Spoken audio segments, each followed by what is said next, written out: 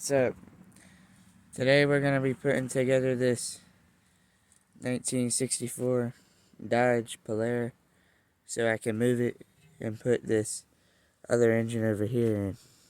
This is an LA 318, which I will be replacing the Poly 318 with in the 64 Dodge. But first, we have to put together the Poly 318 so I can move it to somewhere where I can swap the engine. The reason why I am swapping the engine is because this thing has a good amount of miles on it. I'm pretty sure that's rolled over at least once or twice. So, but it has a ton of miles on it. It doesn't run on all cylinders. It fouls plugs all the time. Barely runs. First thing we need. There it is.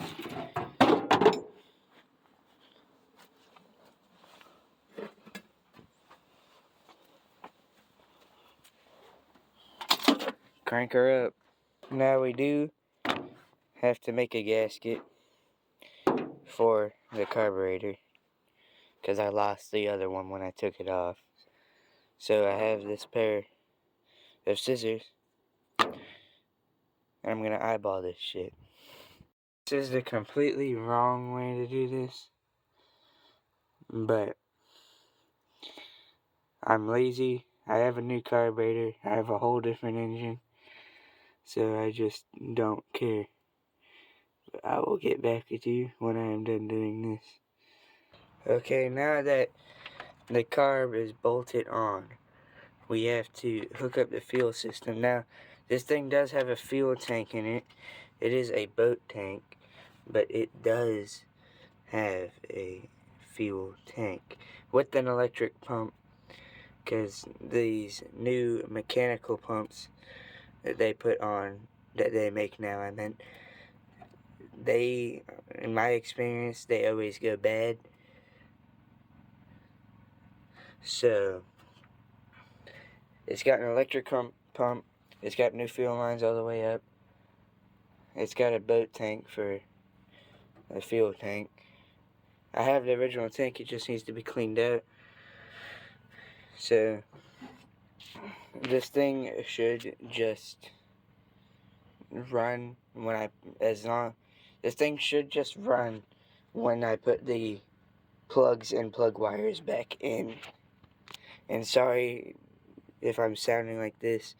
I do have a cold, so, but we gotta keep on trucking. So now we have to see if it still cranks. I got a battery, positive, negative to negative. They are both black. If both your battery cables are the same color, just look where they're routed. The ground cable will be going to like a piece of metal, like the engine or the body, and the positive cable will be going to either the starter solenoid. It will be going to the starter solenoid, but some cars, the starter solenoid is on the fender. Some cars, it's on the starter. Ford specifically, the starter solenoid is on the passenger side fender. But almost any other brand, it's on the starter. Sorry, I had to go do something. But let's see if it cranks.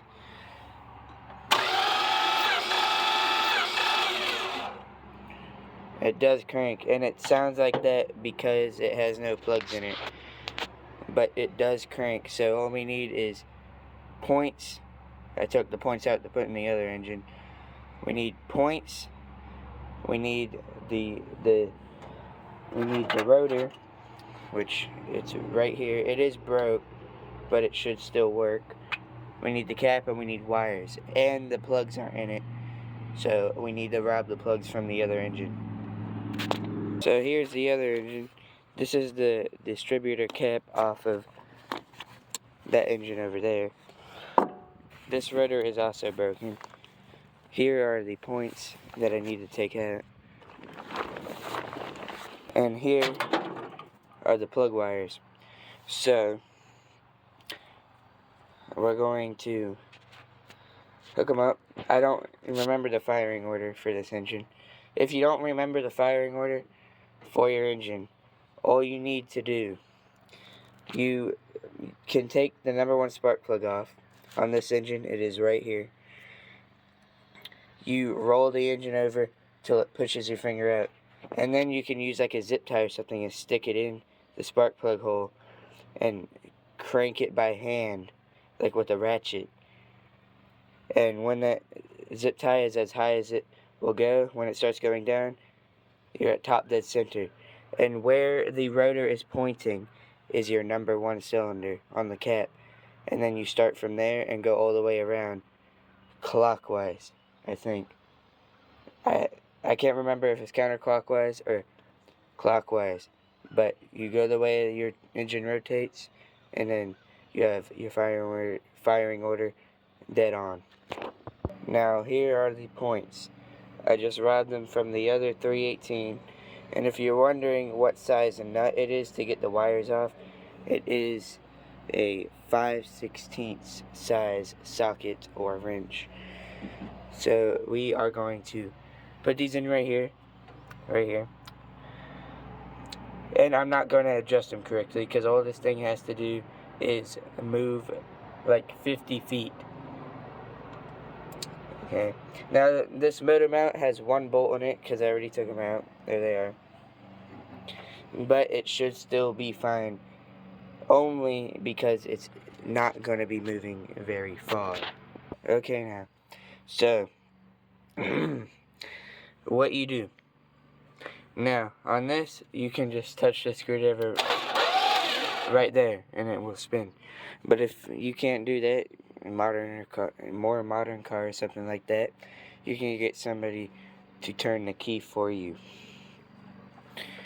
Now, so what you do, you're going to want to crank it and put your finger in the number 1 spark plug hole.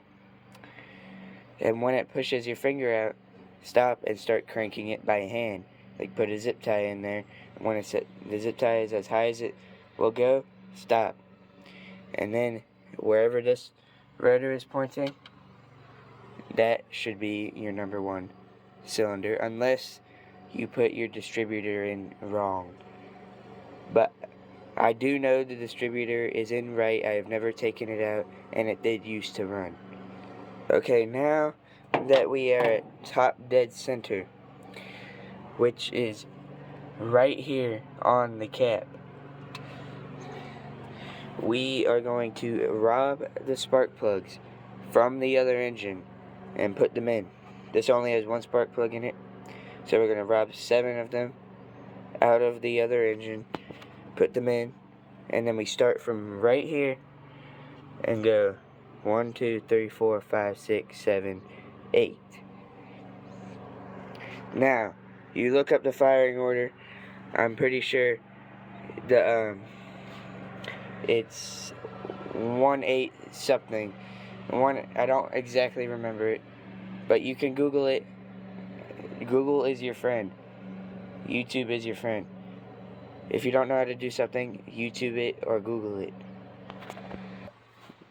Now that we have 7 plugs, we are going to put them all in. Start with number 1, put it to the number 1 hole, and so on. Okay, now that all 8 spark plugs are in, we are going to plug this in right here, and we are going to run it to the number 1 plug. Okay, now we need the coil wire.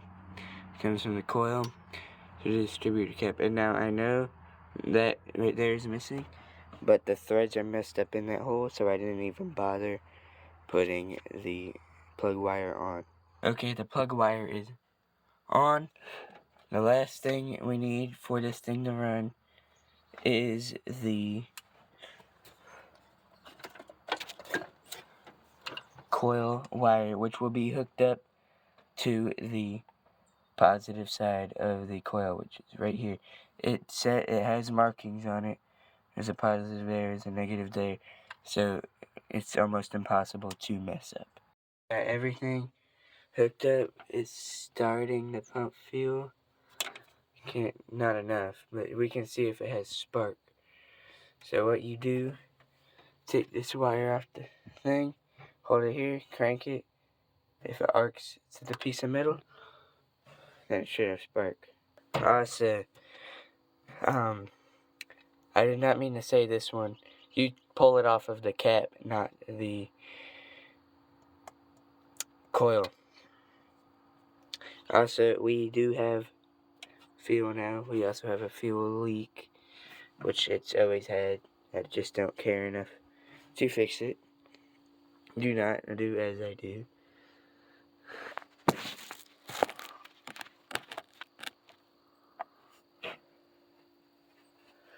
Alright, let's see if it starts.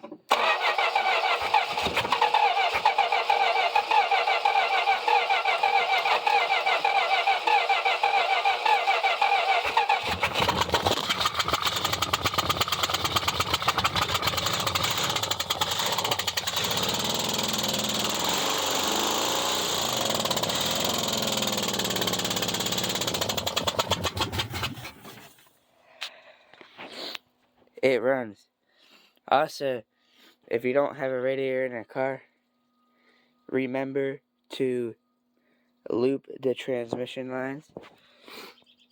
As you can see, the transmission pump does work. And now these pants are ruined. But it does run. Right, we got it to run. It can be moved now. In the next video, we will either be working on that 66 Thunderbird 18-foot boat, or we will be swapping an engine into this piece of shit. Remember to like and subscribe. You don't have to, but if you like the video, please consider liking and subscribing.